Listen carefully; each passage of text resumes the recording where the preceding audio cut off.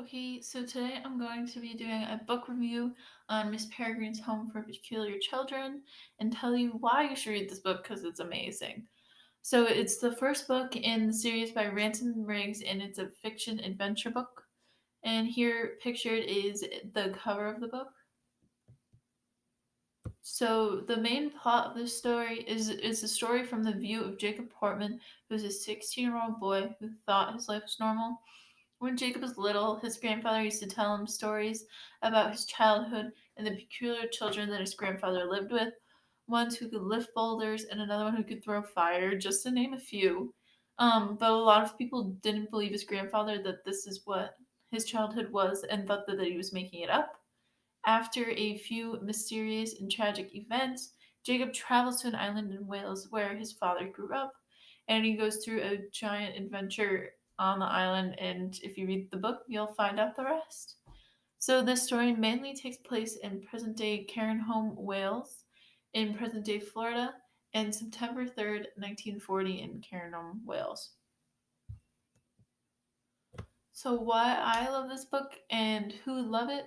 So, why I love this book is can be shown through this quote, which is every time he described them, he tossed them into some lurid new detail. They stank like petrifying trash. They were invisible except for their shadows. A pack of squirming tentacles lurked inside their mouths that could whip out any instant and would pull you into their powerful jaws. So this quote shows detail, detail, detail. Riggs is able to transport the readers into the story and make you feel like you're there through his detail and shown in this quote. So he makes you also fall in love with his characters. He makes them very personable, very funny, and there's a lot of there's humor throughout the book, and you end up loving them. So through this detail, he's also building tension, which keeps you on the edge of your seat throughout the entire book. You're not really sure what's going to happen to Jacob or what he's going to go through next. He's really able to build the tension and make you scared and make you want to read more because you're like, you don't know what's going to happen.